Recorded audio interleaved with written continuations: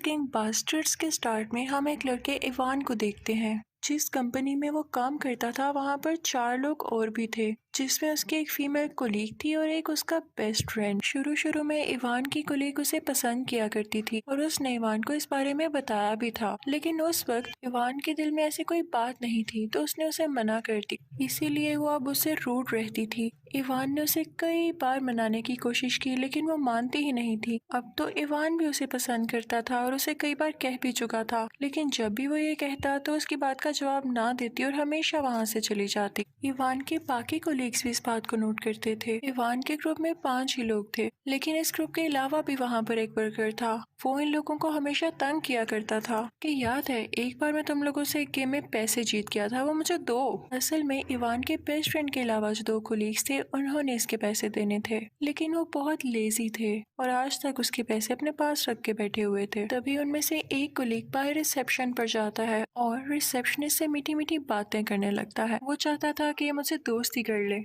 लेकिन वो उसे अच्छा नहीं समझती थी क्योंकि वो बहुत बड़ा फ्लर्टी इंसान था।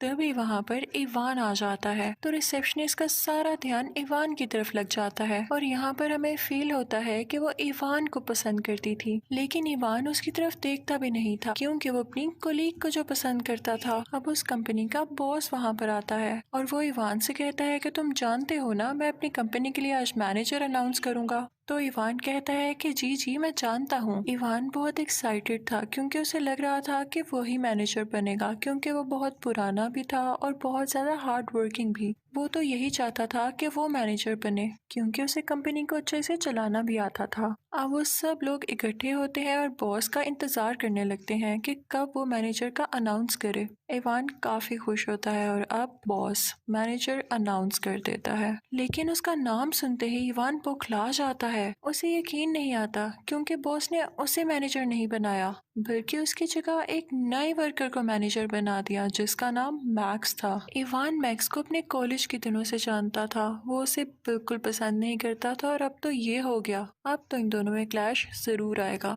इनफैक्ट जब इवान कॉलेज में था तो उसकी गर्लफ्रेंड ने मैक्स के साथ मिलकर उसे चीट किया और इस बात की वजह से मैक्स को कॉलेज से इंसल्ट करके निकाल दिया गया। इवान के दिल में बस यही बात थी कि इतने बुरे आदमी को क्यों मैनेजर बना दिया। दूसरी तरफ मैक्स तो हवाओं में था, उसे बहुत खुशी थी मैनेजर बनने की। वो सबसे मीठी मीठी बातें करने लगता है और कहता है कि मैं आपके लिए अच्छा मैनेजर साबित होऊंगा। वो सब लोगों के दिल में घर बना लेता है पहले दिन ही। इवान को इस बात का बहुत गुस्सा था और वो बेचारा गुस्सा करता भी क्यों ना। वो बॉस के पास जाता है और कहता है कि आपने सही फैसला नहीं लिया, आपने क्यों किया ऐसे। तो बॉस कहता है कि देखो इवान, मैं जानता हूँ तुम कितने हार्ड वर्किंग हो और मेरे पास कितने अरसे से काम कर रहे हो, लेकिन देखो मुझे कैपेबिलिटी भी तो देखनी है ना। वो बेशक नया है लेकिन वो जानता है कि कंपनी को कैसे चलाना है। बॉस कहता है कि बस तुम अपने काम पे ध्यान दो। इवान वहाँ से हर्ट होके चला जाता है। इवान नोटिस करता है कि मैक्स पहले ही दिन उसकी दोस्त यानी कोलीग से मीठी मीठी बातें करने लगता है जैसे वो सबसे किया करता है। इवान वहां पर आता है तो वो अजीब तरह उसे देखता है। तो मैक्स कहता है कि क्या देख रहे हो मुझे, तुम अपना काम क्यों नहीं कर रहे हो, और अब से मैं तुम पर चेक रखूंगा कि तुम कितना काम करते हो, इसलिए बेहतर है कि अपने काम पर जाओ तुम। इवान को ये देख के काफी हैरत होती है कि आते साथ ही रोब जमा रहा है और इसकी नजर तो मेरी कोलीग पर भी है। एक रात हम देखते हैं कि इवान का कोलीग नाइट शिफ्ट पर होता है। वो अपने काम में मगन होता है कि एकदम उसे अजीबोगरीब आवाजें आने लगती हैं जैसे कोई गुर्रा रहा हो। उसे लगता है कि शायद नींद की वजह से उसे ऐसा फील हो रहा है और उसका वहम है, लेकिन आहिस्ता आहिस्ता आवाजें बढ़ने लगती हैं। अब वो काफी डर जाता है और वॉशरूम में चला जाता है। वॉशरूम में जाते ही कोई उस पर अटैक कर देता है। वो पूरी तरह से जख्मी हो जाता है। अब अगली सुबह इवान जब कंपनी आता है तो देखता है कि उसके दोस्त की बाइक बाहर ही खड़ी हुई है। वो गार्ड से पूछता है कि क्या वो बेचारा रात से इधर ही काम कर रहा है। तो गार्ड कहता है पता नहीं सर, मैंने तो उसे नहीं देखा। इवान उसे बहुत ढूंढता है और जब वो वॉशरूम जाकर देखता है तो वहां पर उसके कुली की डेड बॉडी होती है जो कि पूरी तरह से खाई हुई थी, जैसे उसकी किसी ने चीर फाड़ कर दी हो। उसके सारे कपड़े खून से भरे हुए थे। ये देखकर इवान चीख पड़ता है। उसे यकीन नहीं आ रहा था कि उसका कुलीग मारा जा चुका था।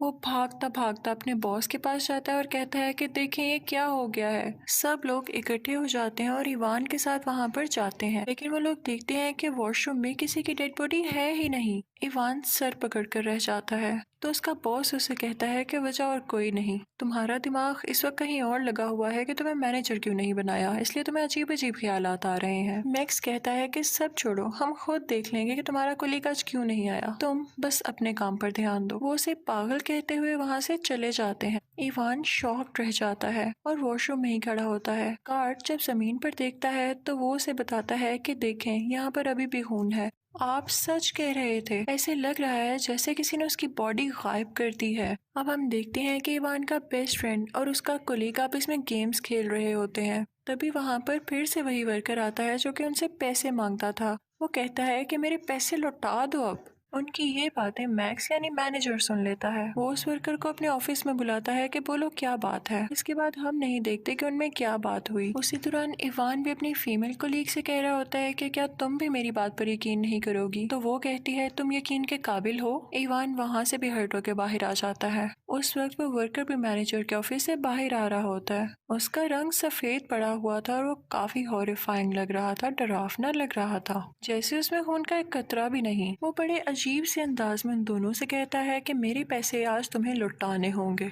अगर ना लौटाए तो शाम तक अपना हाल खुद देख लेना। और ये कह के वो वहाँ से चला जाता है। वो तीनों काफी हैरान हो जाते हैं क्योंकि उस वर्कर में इतना कॉन्फिडेंस था ही नहीं कि वो इस तरह से बात करे। खैर वो इस बात को इग्नोर कर देते हैं। इवान उस रिसेप्शनिस्ट को कॉल करता है कि क्या तुम बेसमेंट में जा सकती हो, मुझे वहाँ से कुछ जरूरी फाइल्स चाहिए। वो बहुत खुश होती है कि इवान ने मुझसे बात की, लेकिन बेसमेंट में उस पर कोई अटैक कर देता है। फिर हम इवान के बेस्ट फ्रेंड और उसकी फीमेल कोलीग को देखते हैं जो कि लंच कर रही होती है। इवान का बेस्ट फ्रेंड उससे कहता है कि अब छोड़ भी दो गुस्सा, इवान इतना भी बुरा नहीं है। तो वो कहती है मुझे इससे कोई फर्क नहीं पड़ता कि वो अच्छा है या बुरा, मैं बस इतना जानती हूँ कि वो पागल है और स्टूपिड है। पीछे से इवान भी आ जाता है और ये सब सुन लेता है। उसे देख के उसकी फीमेल कोलीग वहाँ से चली जाती है। वो वहाँ से गुस्से से निकल जाती है और जाते हुए से वो रिसेप्शनिस्ट नजर आती है। उसका रंग भी अब काफी सफेद हो चुका था, लेकिन उसने लिपस्टिक लगाकर खुद को कवर करने की कोशिश की थी। वो अजीबोगरीब हरकतें करने लगती है, लेकिन वो फीमेल कोलीग उसे इग्नोर करते हुए वहाँ से निकल आती है। दूसरी तरफ हम इवान और उसके बेस्ट फ्रेंड को बातें करते हुए पाते हैं। वहाँ पर वो वर्कर भी आ जाता है जिसके इन्होंने पैसे देने थे, यानी इवान के दोनों कोलीग्स ने। वो उसके साथ बोर्ड पर जोर से एक चाकू मारता है और कहता है कि देख लो टाइम निकला जा रहा है। इवान का बेस्ट फ्रेंड काफी डर जाता है कि कहीं ये मुझे मार ही ना। वो इवान से कहता है कि फिलहाल अभी के लिए तुम इसे $20 दे, तो मैं तुम्हें बाद में लौटा दूंगा प्लीज। रात को इवान और उसका कोलीग दोस्त ऑफिस ही रुके होते हैं क्योंकि उन्हें बहुत सारा काम था। इवान अपने दोस्त से कहता है कि क्या तुम बेसमेंट में जा सकते हो, मुझे वही फाइल्स चाहिए, अभी तक नहीं मिली। जैसे ही वो जाता है इवान खुद मैक्स के ऑफिस में चला जाता है। इवान जब मैक्स के ऑफिस में जाता है तो देखता है कि उसके दोस्त की पिक्चर को हाईलाइट किया गया है, सर्कल किया गया है, जैसे इसके पीछे मैक्स का कोई इंटेंशन हो कि वो उसे मारना चाहता है। और यही नहीं, बॉस की पिक्चर पर भी उसने हाईलाइट किया हुआ था। दूसरी तरफ बेसमेंट में उस कोलीग को वही रिसेप्शनिस्ट मिलती है जो कि उसे अपनी तरफ अट्रैक्ट करती है, लेकिन इसी दौरान उसकी शक्ल खौफनाक हो जाती है और वो उसकी गर्दन पर काट लेती है। इवान को अब पता चल चुका था कि मैक्स असल में है कौन। वो था एक वेम्पायर और वो बाकी सबको भी अपने जैसा बना रहा था। उसे देख के काफी गुस्सा आता है और वो बाहर निकल आता है तो देखता है कि उसका कोलीग जख्मी है। वो उसे कहता है कि तुम यहाँ से चले जाओ। उस दौरान ऐसे लग रहा था जैसे कोई और भी वहाँ पर आ रहा है, तो इवान खुद को एक रूम में लॉक कर लेता है और इसी के साथ कोई रूम का दरवाजा जोर जोर से नॉक करने लगता है, पीटने लगता है। इवान वहाँ पर डर के छुप जाता है और उसकी आंख लग जाती है। अगली सुबह बॉस, मैनेजर और उसका बेस्ट फ्रेंड वहाँ पर आते हैं और जब बॉस ये देखता है कि ये सो रहा है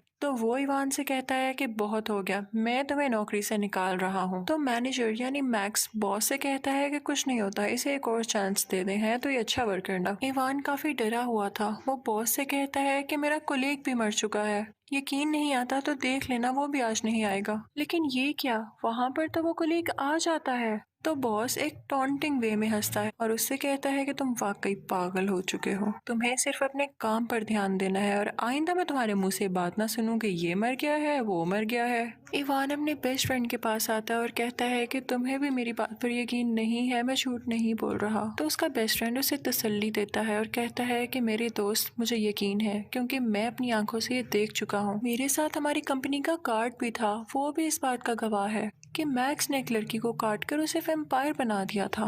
अब वो तीनों एक ग्रुप में हो जाते हैं, एक साथ मिल जाते हैं। वो अपनी गाड़ी में जाते हैं ताकि कुछ वेपन्स यानी हथियार लेकर आ सकें। और तभी वहाँ पर कंपनी का चौकीदार यानी पीएन उन पर अटैक करने लगता है क्योंकि वो भी वैम्पायर बन चुका था। लेकिन वो लोग उसे स्टैब करके मार देते हैं। वो तीनों मिलकर कंपनी के अंदर जाते हैं और कहते हैं कि हम बॉस को अब बता देंगे कि बहुत हुआ, मैक्स असल में वैम्पायर है और क्या क्या कर रहा है। अंदर जाते हैं तो कंपनी के सारे वर्कर्स वैम्पायर बने होते हैं और उन पर अटैक करने लगते हैं। लेकिन वो तीनों बचते बचाते बॉस के ऑफिस में चले जाते हैं। वो उसे मैक्स के बारे में सब कुछ बता देते हैं। वो उसे सब बातें बताते हैं जिससे वो यकीन कर सके। लेकिन बॉस तो शॉक ही नहीं होता। वो बड़े इजी वे में कहता है, मैं जानता हूँ मैक्स वैम्पायर है। तो इवान कहता है कि आपने उसे रोका क्यों नहीं? तो बॉस कहता है, तुम लोगों की ही गलती थी, तुम लोग लेजी होते जा रहे थे, कोई काम पर ध्यान ही नहीं था।